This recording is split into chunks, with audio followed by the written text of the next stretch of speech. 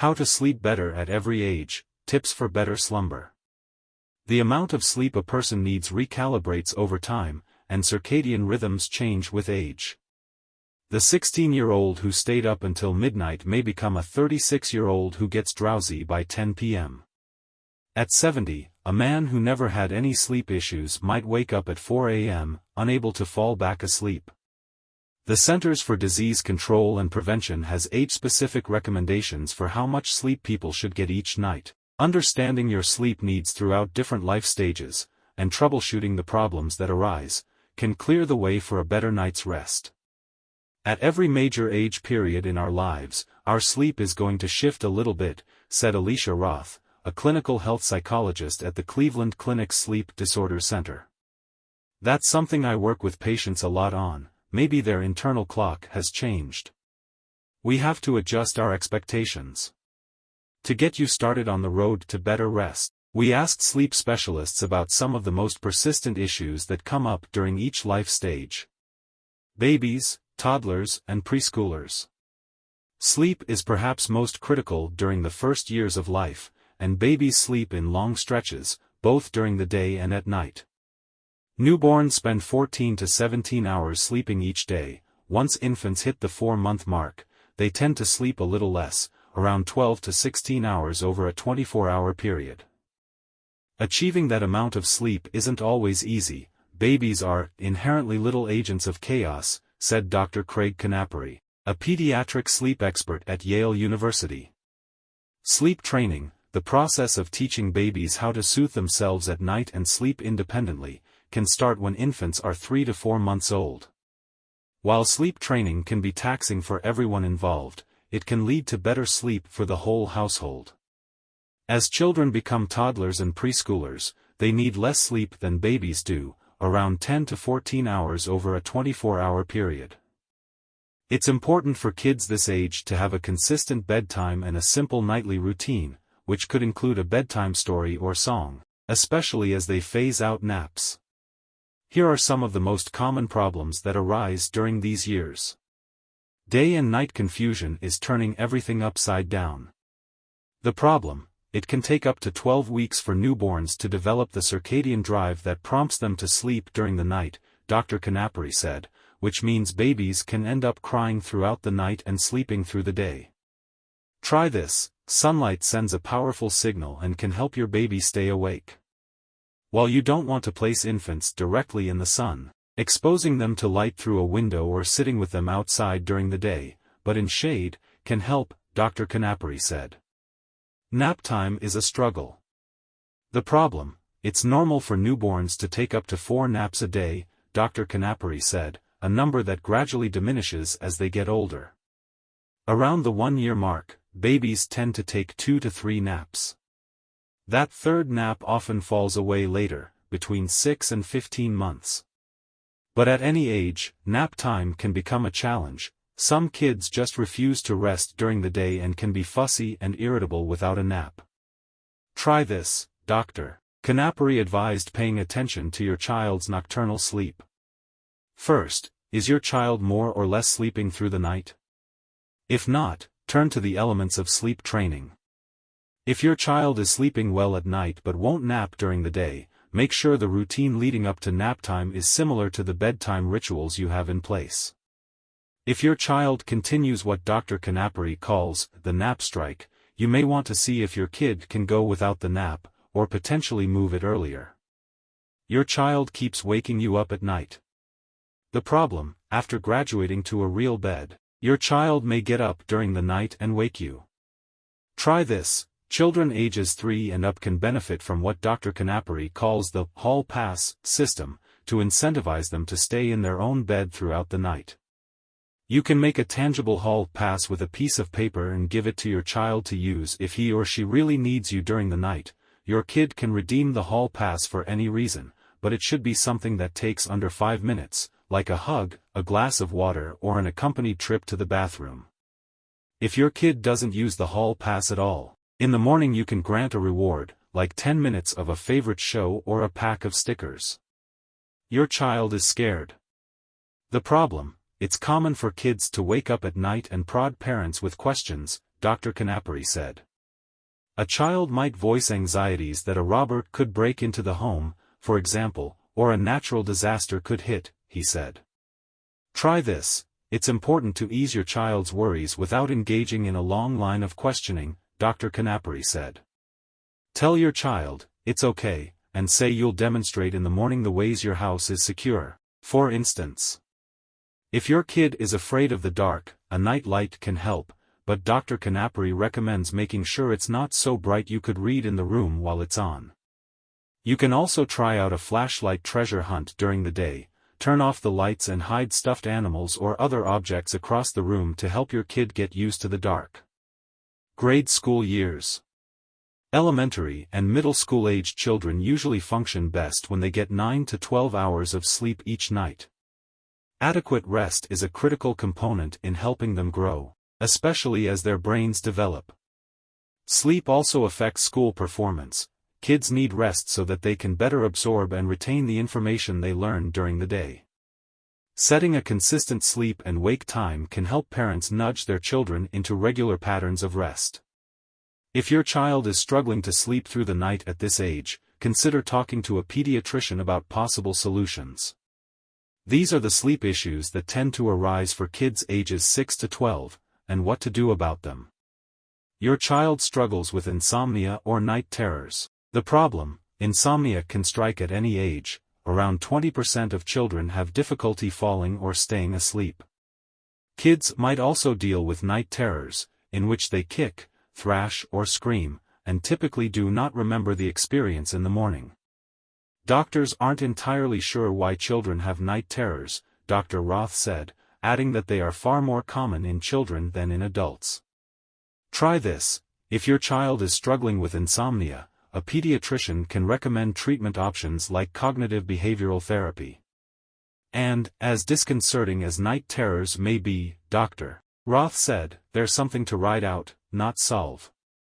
She recommends that parents avoid waking children during a night terror, but comfort them as much as you can, she said.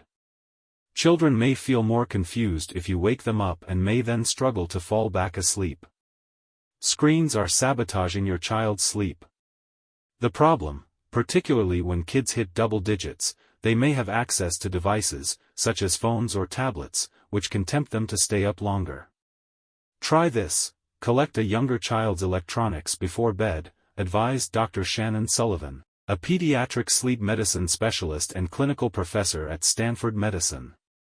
If your child uses a phone for an alarm to wake up for school, consider getting an old-fashioned alarm clock instead. Your child's schedule is hectic. The problem, schedules for children in this age group can vary greatly from week to weekend, or from school year to summer. Children often zip between school, extracurricular activities and family or friend visits, which can make it hard for them to have enough time at night to wind down, Dr. Sullivan said. Try this. Dr. Sullivan suggested a family-wide buffer zone of 20 minutes to do something relaxing before bedtime. Parents can read out loud, or kids can read a few pages on their own, ideally not on a tablet, she said, draw in a coloring book or listen to music, helping them wind down before they start getting ready for bed. Your child is scared. The problem, it's common for kids to wake up at night and prod parents with questions, said Dr. Craig Canapari, a pediatric sleep expert at Yale University. A child might voice anxieties that a robber could break into the home, for example, or a natural disaster could hit, Dr. Canapari said. Try this. It's important to ease your child's worries without engaging in a long conversation, Dr. Canapari said. Tell your child, it's okay, and say you'll demonstrate in the morning the ways your house is secure, for example. If your kid is afraid of the dark, a night light can help, but Dr. Canapari recommends making sure it's not so bright you could read in the room while it's on. Teenage years. Once you reach adolescence, you need 8 to 10 hours of sleep, which helps power the growth spurt that many people experience in their teenage years. Meanwhile, puberty and hormonal changes shift your internal clock, prompting you to stay up at night and wake up later each morning. Researchers aren't sure why that shift happens, but they know the consequences of it. many teenagers are chronically sleep-deprived because they get up so early for school. Here are some of the issues that can affect sleep and how to handle them. Your phone is tempting. The problem: early school start times and a lot of homework make getting enough sleep tricky. Add in social media and the rest of the internet, and it's clear why many teenagers miss out on crucial hours of rest. Teenagers are so tired, Dr. Roth said. I don't know how anyone does high school. Try this. Experts said that delaying school start times would be the best solution. Until that happens, you can limit your screen time in the hour before going to sleep. If possible, you should position your phone away from your bed to avoid the temptation to scroll you. Early midlife. As you ease out of early adulthood and into midlife, you'll still want to aim for 7 or more hours of sleep. At this age, bad sleep habits from your 20s and early 30s might start catching up with you. As we age, it's harder to bounce back from a poor night of rest. Sleep is critical for helping us process our emotions and regulating our moods, so in addition to making you feel physically worn out, poor sleep can make you more irritated and apathetic. A lack of sleep can also make it hard for you to focus. Here are some of the causes of poor sleep and what to do about them. You're too stressed to sleep. The problem: stress and sleep create a cruel cycle. We carry our worries to bed with us, which in turn makes it hard to get good rest, said Dr. Indira Garubagavachula, a sleep specialist at Penn Medicine. Bedtime is often the first time all day when we're not distracted, and anxiety from the day can come into focus. Try this. Carve out time throughout the day to tend to your stress, Dr. Garubagavachula said. Set a timer for a few minutes and write out a list of your worries. Just jotting down your anxieties can help your brain recognize that you're working to address them, which means you're less likely to ruminate at night. Drinking disrupts your sleep. The problem: alcohol might make you fall asleep quickly, but drinking often leads to fragmented sleep. Having a few drinks can also send you to the bathroom hours after you nod off, making it tougher to sleep through the night. Some people find that their sleep is particularly affected by alcohol, especially as they get older, Dr. Roth said. Try this. If you want to pinpoint how alcohol impacts your sleep, Dr. Garubagavachula suggested, keep a sleep diary and track whether you consistently feel less rested on the days after you drink. You're stimulated right up until bedtime. The problem: sleep experts say that it's critical to block out time to wind down before bed, instead of scrolling through your phone seconds before falling asleep. Whether you're up working or engrossed in a TV show, too much stimulation can sabotage your night. Try this. Schedule at least half an hour to relax, though it's easier said than done, ideally without a screen. Find an activity that soothes you. Maybe that's lounging on the couch with a good podcast, occupying your hands with something like knitting or drawing in a coloring book. If you work out, consider shifting your exercise to the morning, instead of close to bedtime, as exertion right before bedtime can make it harder to fall asleep. You drink caffeine in the afternoon. The problem: it can take up to 10 hours for caffeine to leave your bloodstream, so a 2 p.m. cup of coffee can linger in your system as you're trying to fall asleep, flooding your brain with signals to stay awake. Try this. Cut yourself off from caffeine at noon. Try taking a brisk walk to stave off the afternoon slump, or, for the more adventurous, stick your head in the freezer for a quick jolt of energy.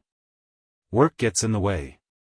The problem: beyond job-related stress, night shifts and jobs with changing schedules can wreak havoc on your sleep cycle, and most people struggle to get quality sleep in the hours that fall outside their natural circadian rhythm, said Dr. Sabra Abbott, a sleep medicine specialist at the Feinberg School of Medicine at Northwestern University. Oscillating between night and day shifts can also make it tricky to get good sleep.